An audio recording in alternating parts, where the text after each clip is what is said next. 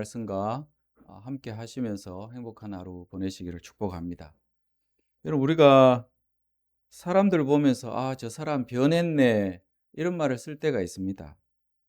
그런데 성경은 사람의 변화에 대해서 무엇이라고 말씀할까요? 진짜 변화는 무엇을 보면 알 수 있다 말씀할까요? 그것은 바로 관계라고 우리가 정리할 수 있을 것입니다. 그래서 진짜 변화는 관계에서 드러난다, 그렇게 볼 수 있겠죠. 오늘 본문이 창세기 42장, 우리가 17절까지만 봤지만 과거에 요셉을 미워하고 팔아버렸던, 죽이려고 하다가 죽이지 않고 팔아버렸던 이 형들이 하나님 앞에서 어떻게 변화가 되어지는가를 보여주는 중요한 장면이 오늘 말씀이라고 볼 수 있습니다. 그래서 진짜 변화는 어디에서요? 관계에서 드러난다. 이 주제를 가지고 말씀을 한번 나눠보겠습니다. 이 야곱의 가정에도 예 없이 이 기근이 찾아왔고, 이 큰 기근으로 통해서 큰 위기를 맞게 됩니다. 먹을 것이 이제 없어진 것이죠. 결국 야곱이 봤을 때 애굽에는 곡식이 풍족하다 소문을 듣고 아들들을 재촉합니다. 너희들이 왜 서로 보고만 있느냐, 대책을 강구하라는 거죠. 그래서 애굽으로 내려가서 곡식을 사오라, 그렇게 종용합니다. 근데 형들은 아버지의 명을 따라서 내려갑니다. 근데 형들은 알지 못했죠. 지금 그들이 내려가는 그 길이 단순히 그냥 양식을 구하러 가는 길이냐, 그렇지 않다는 거죠. 그러니까 하나님께서 섭리하시는데 무엇을 섭리하십니까? 과거의 그들의 죄, 그냥 회개하지 않고 덮어두었던 그 죄를 마주하게 만드시는 하나님께서 역사하시는 길이라는 사실을 이들은 모르고 있었을 것입니다. 그래서 하나님은 때때로 우리의 삶에 기근을 허락하시죠. 왜 그런가 생각해 보면 단순히 그냥 우리를 힘들게 하거나 시험에 빠지게 하시거나 그런 것이 아니죠. 우리 자신들을 뭐하게 하시려고 철저하게 돌아보게 하고, 회개하지 않고 그냥 외면하면서 덮어두었던 과거의 어떤 그런 문제들, 그런 것들을 하나님 앞에서 바라보게 하시기 위해서 그렇게 역사하실 때가 있습니다.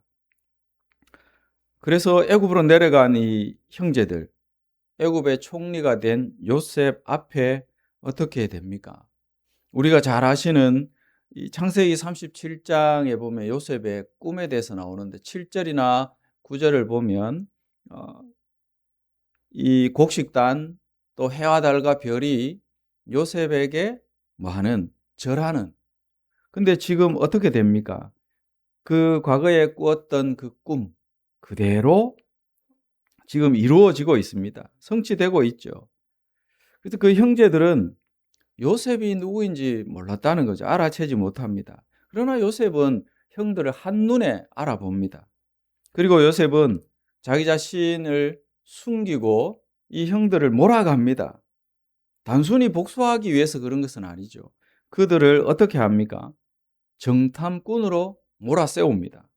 겉으로 보면 굉장히 차갑고 형제인데 어떻게 저럴 수 있나, 과거를 떠올리면서 복수하는가, 이렇게 생각할 수도 있지만 요셉이 이렇게 한 의도는 뭐겠습니까? 요셉은 형들의 그 마음을 테스트하는 거죠.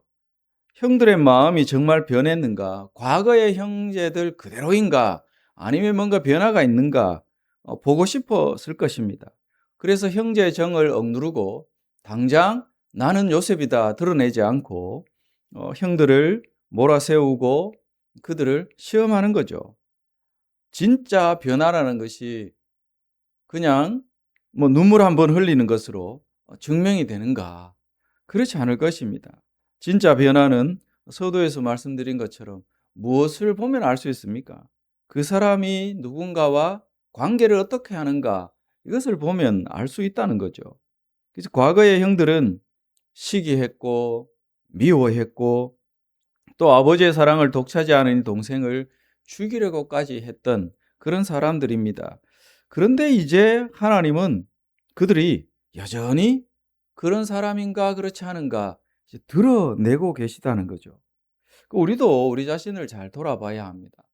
예배를 오래 드렸고 신앙생활을 오래 했고 봉사도 열심히 하고 그렇게 한다고 해서 우리가 정말 하나님의 말씀 안에서 하나님이 보시기를 기뻐하실 만한 변화된 존재가 되었나? 직분이 있다고 해서 변화된 거냐? 우리 자신을 돌아봐야 합니다. 진짜 변화는 관계에서 드러납니다. 예전에는 쉽게 누군가를 내 마음에 들지 않으면 멀리 해버리고 미워하거나 품지도 않았던 그런 모습이라면, 또 예전엔 내 자존심만 중요했는데 이제는 상대의 아픔까지 다 헤아리고 품어주는 내 모습인가? 그런 다른 사람과 관계를 어떻게 하는가 나를 점검해 보면 내가 진짜 변화되어지고 성숙해져 있는가, 아마 그것이 가늠할 수 있는 척도가 될 것입니다.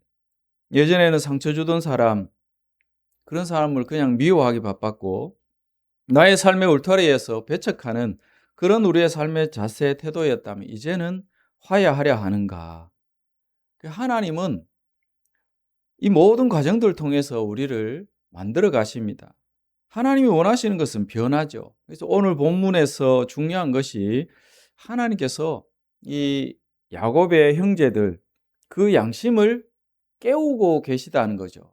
이것이 중요하게 우리가 주목해야 될 사실입니다. 형들의 양심을 깨우기 시작하셨다. 뭘 보면 알 수 있습니까? 여러분 13절을 한번 보시기 바랍니다. 제가 다시 한번 읽어보겠습니다. 요셉이 이제 그 형들을 정탐꾼으로 몰아세울 때 그들이 부인하면서 이렇게 이야기하죠. 13절요. 그들이 이르되 당신의 종 우리들은 12형제다. 가나안 땅 한 사람의 아들이다. 야곱의 아들이다 고백하면서 막내 아들은 아버지 품에 있는데 또 하나는 어떻게 됐다고 고백합니까? 없어졌다. 이게 잘 봐야 될 대목이죠. 다 덮어두었던 과거의 그들의 어떤 잘못들, 양심을 뒤로하고 묻어두었던 일인데 하필 이방 나라에 총리가 되어 있는 자기의 형제인지는 모르지만 그 앞에서 왜 하필 이 고백을 하고 있을까요? 한 사람은 없어졌다. 과거의 그들의 죄, 잘못 이런 부분들을 이제 떠올리면서 자기들도 모르게 이렇게 고백하고 있는 것이죠. 하나님의 섭리, 하나님의 목적은 뭐겠습니까? 그저 죄를 덮어두고 시간이 지나면 사라진다. 그렇지 않다라는 사실을 보여주고 있습니다. 하나님은 반드시 우리를 진실 앞에 세우십니다. 중요한 것은 하나님 목적이죠.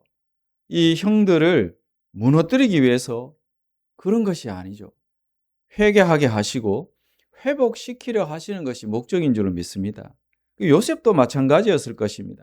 그는 형들이 미워서 형들을 향해서 복수하고 형들의 그 과거의 잘못을 떠올리면서 그들을 없애고자 하는 그런 목적이 아니라 형들을 다시 얻고자 하는 것이 그의 목적이었을 것입니다.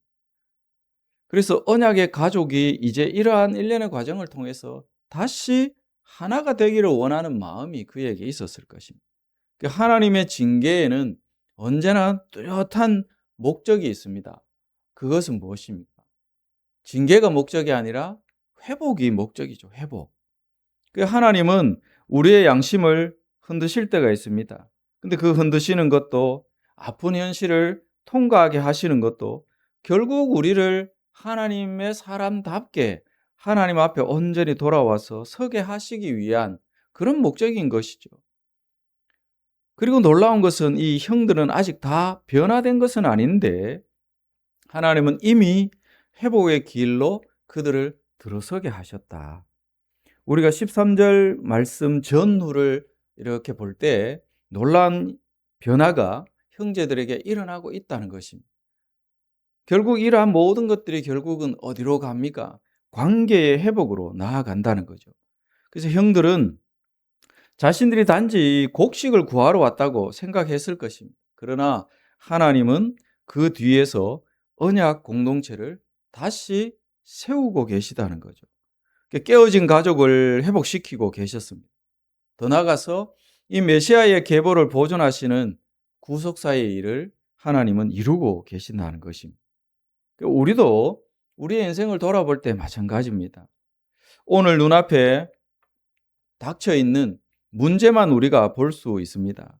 기근만 보일 수 있는 거죠. 억울한 일이 있으면 억울한 상황만 볼 수 있습니다. 그러나 하나님은 그 모든 과정 속에서 우리를 어느 자리로, 회복의 자리로 이끌고 가신다는 거죠.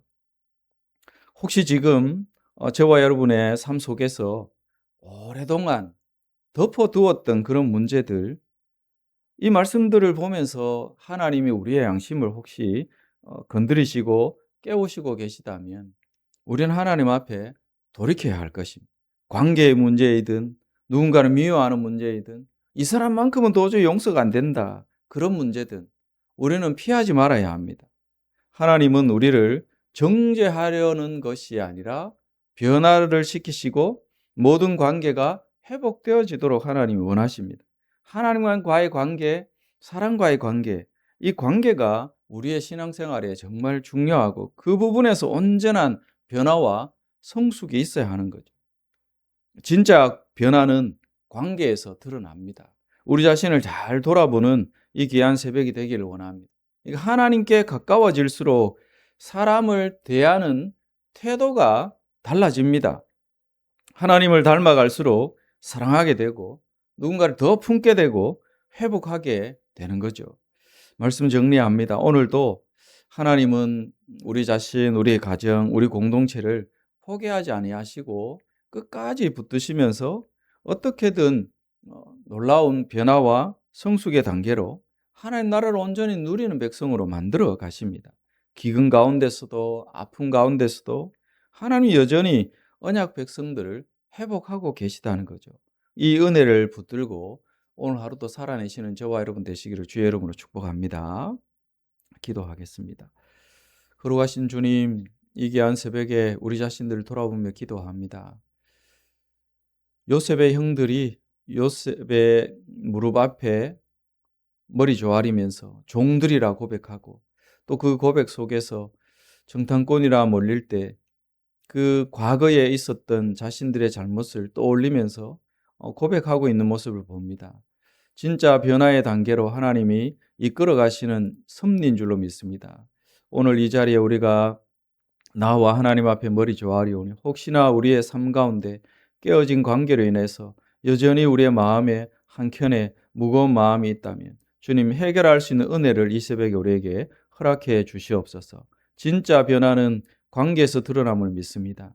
우리의 삶을 돌아보게 하시고 더 하나님의 사람다운 모습으로 변화되어져 모든 자들을 품고 사랑하며 섬겨갈 수 있는 우리의 삶이 되게 해주시기를 예수 그리스도의 이름으로 기도드립니다.